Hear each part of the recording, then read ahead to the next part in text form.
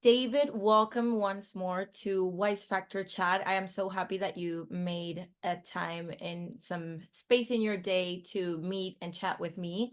As I was telling you, we have this space for practice owners who are members from our Wize mentoring programs, like the wide range of programs that you already know. You've been a long-standing member from our Wize Sub, Wize Poll subscription, now Wize Hub, and you've been going through our videos. So you've been an example for many members.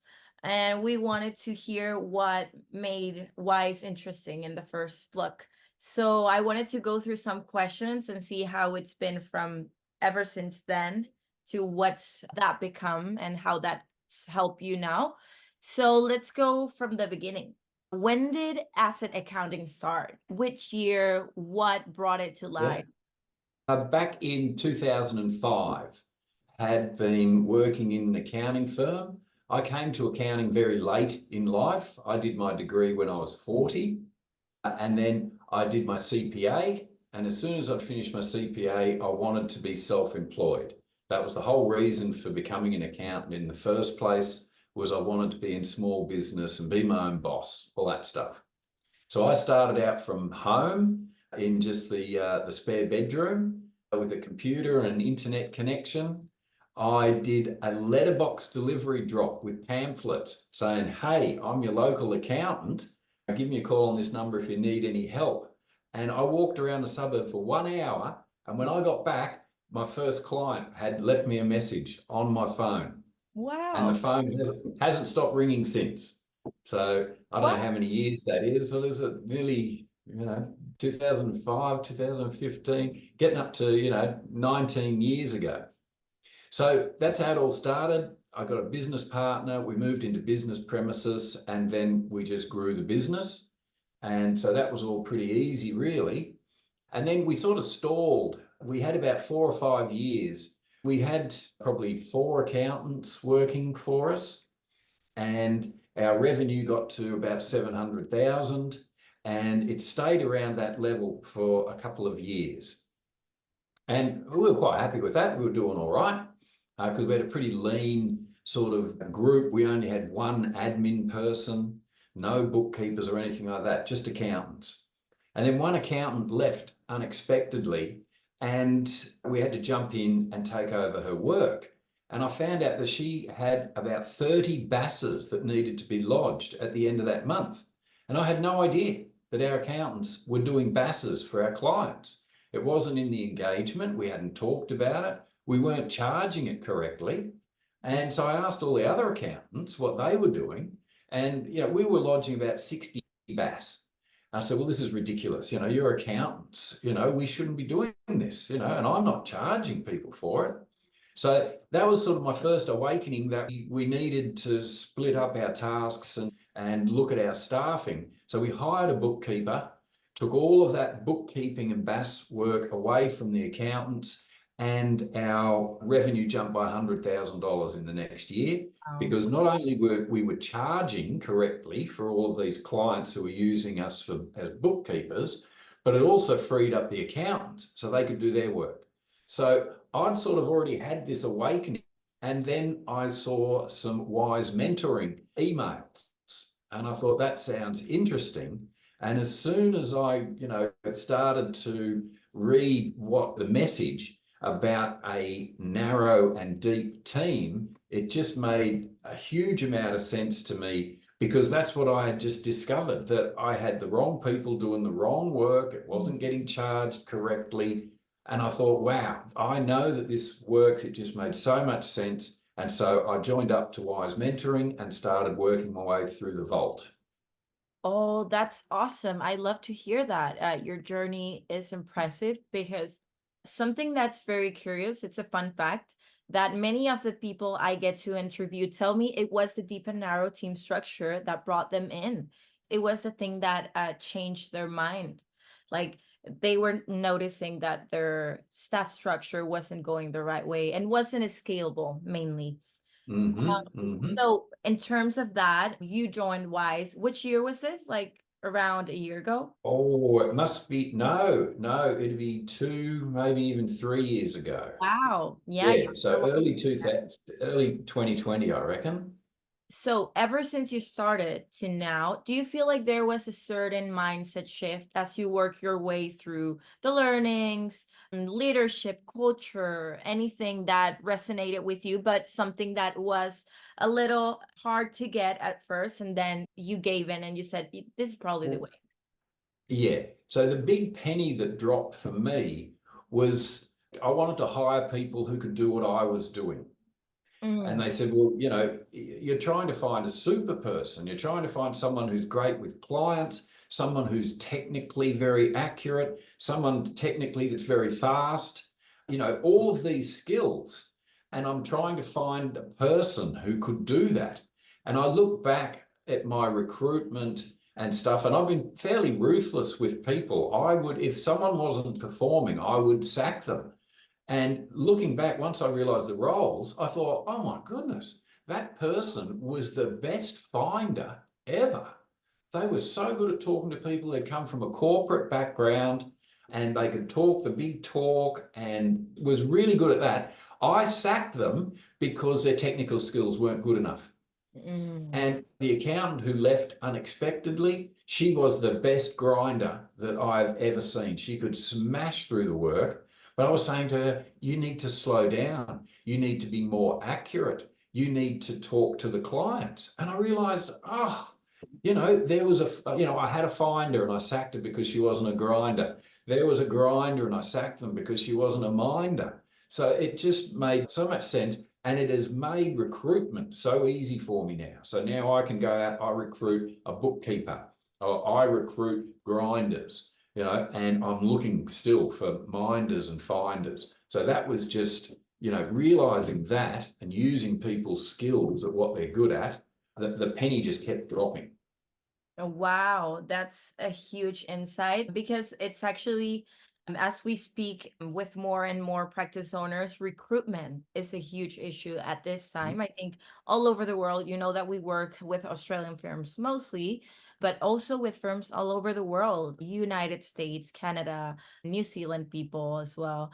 So recruitment is a huge issue. And the fact that you were able to locate good people for each seat, like it says, I'm sitting the right people on the right seat Mm-hmm. on the right bus. Right bus, yeah. I have that stuck in my head. Thank you, Ed. Yeah, but that's a huge issue that many firm owners like you can see because they're too busy, Many are too busy to even Mm, think about changing people's seats. It's like, how yeah. am I going to do this? I actually have a question that's coming from that. Now that you know all these things that you know today, that you've gone through most of our wise ball, which is amazing. What would you say to that, David, who was stuck, who was not getting these people in the right seat? What would you tell them? Because there are many Davids out there. Yeah, it has made my business so much easier to know what roles we need and just trying to fill that role and not trying to find these, supermen that can do everything. Yeah. And it makes it easier with recruitment when I hire a graduate. So I've hired a graduate in these last couple of weeks, and I can show them the structure.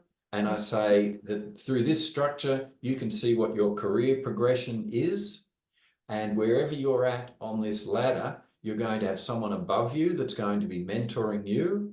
And as you climb the ladder, there will be someone below you that I'll be expecting you to be passing on your knowledge to. Right. And they can look at that and say, wow, I can see the steps in front of me that go all the way up to senior client manager. And I have a senior client manager in my business who started with us straight out of university, and she's gone through the whole process. So I think that that's something that is really helpful, and it just makes it so much easier for me to manage who's doing the work. Yeah, definitely. And this englobes another phrase. I'm quoting Ed again, and it's it's easier to build extraordinary systems, which is what you're doing now, Yes. than finding Yep. extraordinary people. Yes. People, Yep. we have Absolutely. behaviors and we have skill set that we can develop, that some things that we're born with, but what you can manage and what you can control is having extraordinary systems. So I love that insight Mm. from you. Mm. Now that you've said that you were able to have a client manager, have a deep in our team structure, do you feel like you've decreased your working hours? Yep, absolutely. So I'm completely off the tools now. I don't do Oh, any financial statements and I'm not reviewing any work either. that's awesome. Uh, so my senior client manager is doing all of that. And I'm just focusing completely now on the team. So that was one thing that I like from Ed. He said, the people in your team, they have to have a client focus, but I have to have a team focus. Mm, So all I'm concerned about is building the team. So I've been recruiting for the last 6 months, love it. and I've recruited a receptionist who's going to be a trainee office manager, a graduate, and two intermediate accountants in the Philippines. So, there's our grinders. And, I was having trouble finding intermediate accountants. I could put an ad on Seek and not even get a single application. There was no one out there. So then I thought, well, it's silly to complain about it. If there's no intermediates out there, I should go out and make my own. So I went to look for a graduate and Mhm. found some really, really good candidates. And now I'm going to hire a graduate every year. And every year I'll make my own intermediates, and they'll come up through my system and learn the process. And so I think anybody who's having trouble recruiting, they're not taking a long enough forward view of it. Grab the people straight out of university and then teach them. Yeah, that's awesome. You're giving Yeah. the opportunity to fresh talent, which Yep. some Yep. jobs even say like, we need 5 years of experience." Yeah. That's Uh, right. Yes. Start somewhere and get them and train them yourself. wow, that's awesome. I love that. Mm. I wanted to ask you a question because you were present, David, last year in Brisbane when we did our Build a Business That Runs Without You tour, where you met Brenton and Jamie in person. They're taller than they look in pictures. I'm sure that Yes. thought about this. So I wanted to ask you, building a business that runs without you, does this phrase excites you, scares you? Are you looking forward to it? Are you not as needy for that? What do you think about it? No, that's one of the main, motivations for me. I turned 61 this year, and I'd always said that I was going to build this business and then sell it when I was 60. But Oh, after COVID, we had such a huge increase of clients and the business was growing so much.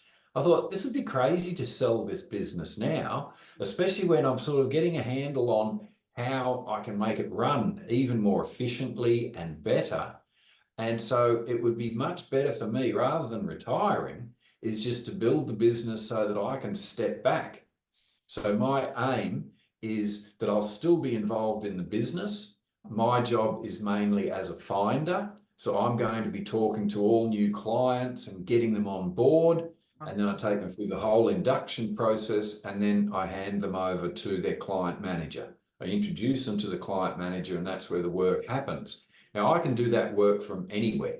I've got myself a laptop. I'm going to get a caravan. I'm going to go and sit in a villa in Bali, wow. and I can still do that role. I can still run this business from wherever I go because we're completely cloud-based now. There's all the processes and systems in place. Well, I mean, not quite yet, but I'm getting there, working on it. But I can see that I can keep this business now for another 20 years. And the return that I'll get on that, rather than selling the business, it's tenfold. Yeah, so it really interests me. Yeah, that's my main motivation at the moment is to make myself redundant. I love to hear Mm. that it excites you and that you're thinking about Bali. Actually, my last question, it's related to this, to building a business that runs without you. Is there any hobby or activity that you enjoy doing that you will get to do more once you're free? I'm guessing that one of those is driving around in a caravan. Yep. So travel is a big interest for us moving forward. But my wife is the office manager. Wow. So that's why we've hired two receptionists, because we now have two offices, and the receptionists will become the office managers as well. Because, yeah, so if I'm going to take her with me in the caravan, she's got to delegate her work as well. A lot of travel, and I think there might be a boat also somewhere in the future, as well as a caravan. Wow, I love to hear that. And I really wish to see that happening. I'm going to have to check in on you in a couple of years from now to see Yeah. how's the whole planning going. But I love to sit down with you, David. Thank you so much for all your answers. It was amazing. I'm sure this will be a session many firm owners will enjoy, and many firm owners will relate to what you were saying. So I look forward to seeing you on that caravan soon. Yeah. Okay. Great stuff, Claudia. Thanks for that. Thank you very much.